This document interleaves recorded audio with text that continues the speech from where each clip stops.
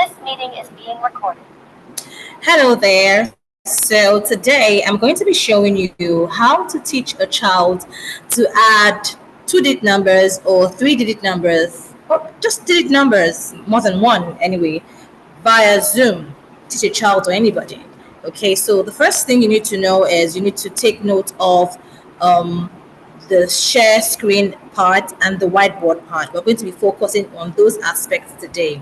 So let's start with the share screen part. Now, the first thing you need to know is that when you want to share a screen, but before you start your Zoom class, you must have opened your videos on YouTube. Okay, I like to teach children using YouTube because it has so many fun videos. So now let's go straight to sharing the screen. This is an upgraded one, so I like to mute the website notifications while sharing so that we are focused. And you can see so many things to click on, but I like to click on entire screen. It just makes it easier for me. And I go to allow. So I want to start. I have already opened this particular video. This is what I want to share. So I go to grade 2 math. What I would like to say is whenever you're looking for a video on YouTube, it's very important to go to the search part, click on the topic, type the topic rather, and the class. And then you, so let's say you're checking addition grade 2, you type addition grade 2 or addition with renaming grade 2, whatever, just like that, okay? So now we go to, we have this video already, and I usually advise that the video should not be more than 5 minutes or less, if possible. If it can be less than 5 minutes, but it shouldn't exceed 5 minutes, else your class will be boring. And you don't have to finish a video in a class, okay? All right, so let's start. I like to enlarge my videos. It's very important to enlarge your videos so that the child can see it, big, see a big screen. All right, so I play. So let's watch the video. Let's solve the addition problem. 57 plus 29. Let's check the numbers so that the 10 ones are lined up. 10's place is on the left, and the 1's place is on the right. Now, sometimes or most times while I teach, I like to pause my videos and ask my learners questions. Why? So that the child is not just watching the video, so that the class is engaging. Sometimes I don't do that, and sometimes I do that. So let's go on with the video. By adding the numbers in the 1's place. All right, so about that, that's about the video. I'm not going to finish it because I'm just basically teaching us the most important thing. Now I'm done. Let's say I'm done teaching the child about showing the child this video. You can see how I removed the big screen. Now I want to stop sharing. So I stop sharing. I'm back here. After the child has watched the video, I ensure that I go to my whiteboard. You don't just talk in mathematics. We all know that mathematics is about calculations. So I go straight to my new whiteboard. It's a whiteboard, right? It's a whiteboard, and you must ensure that the child or whoever you're teaching has his or her writing materials beside him or her, before the class even starts. It's very important that that the writing materials are ready so the child doesn't start jumping here and there. And it's also important that the child is seated on a chair, okay, on a chair of his or her own size, and has a table. There's not writing on their laps, and all that. Okay, so very important. Okay, let me go back to, okay, so that's that. So let me close this video. Let me go back to my whiteboard, and let me just open one of the whiteboards I've opened before, okay, just to make it so I'm not collaborating. You can collaborate. That means that if you're collaborating, that means that the other person, the child or the learner can also write on it. So let's say I want the learner to also write on it. But if I don't want that, I'm just presenting. But sometimes it's good to collaborate so that it's engaging, okay? So I want to open the board. I hope it opens this time.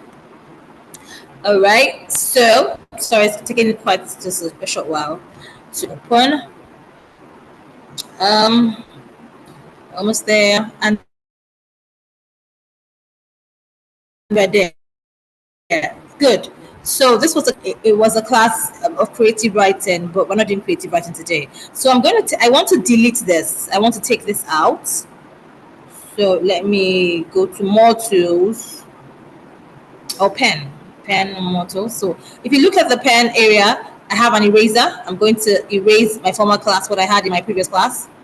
See, I'm taking everything out. Erase, erase, erase. It's very important to use a whiteboard because it's almost like you're in the real physical class, okay? It's very important that a class is very engaging. Very, very important. So let's go back to this pen. Okay, now remember our topic is about simple addition. So you write the question, you give a question. Okay, this, let's say number one question. I have a black pen. So if there's so many colors here. We have black, we have blue, so many colors. But I want to pick black right now, so I'm picking black. So let's say my question is 12. Let's say I have 12 plus 30, let's say 32. I'm doing without renaming, okay? Let's say 34. Let's just say 34, okay? Now, I usually advise that when you're teaching a child how to add, it's important to write the place value at the top. So I'll start with the number here. So this is unit. This child should have known what unit is. No, unit means you must explain to the child that unit, it must be the number at the back, okay? So the child must start from the back. Very important. So unit and then tens. These are 2-digit numbers. You can ask the child how many digit numbers are here. So you explain to the child 2-digit numbers means how many numbers do you have here? We go back here, we go to the back. The child must always start from the back. We have unit and we have tens. And then the child, and then you explain, and then you have your equal sign. Then you write unit and you write tens. And ensure that the child understands that he or she must start with the first numbers. The first numbers here, 12. So units must start with the number at the back, which is units 2. And the number at the front, which is tens. Okay, 1 10. So you write 1. After this, you ask the child, what do you see after 12? You have plus. So that the child should not write the number before the sign. After the numbers here, you have plus. So you must write plus. Explain that the plus is meant to be written outside where the place value, where the numbers are written, the place values. So under here, we have, under units, we have, for remember, you have to start from the back. You must keep repeating this to the child so the child understands that. Okay? So we have 4 tens, we have 3 tens. This is my whiteboard. I'm showing the child. It's important that you show the child. You must show the child. And then we're here. You have 2 units. You ask the child what numbers you have under the unit place. You have 2. The child must be able to tell you. It must be engaging, remember. So the child must tell you 2 and 4, for instance, okay? And then you teach the child. The child is looking at you. Of course, no one's looking at me at the moment. But the child is looking at you, okay? And you ask the child, which number is bigger? The child tells you 4. So you tell the child 4 in my head, 2 in my fingers. That's for a child who needs to still calculate. So 4 in my head, the child touches it at his head or her head. 2 in my fingers, you're showing the child. So 4 in my head, 2 in my fingers. And the child goes 4, that's for the one in the head, 4. And then you count the fingers, 5, 6. The child writes 6.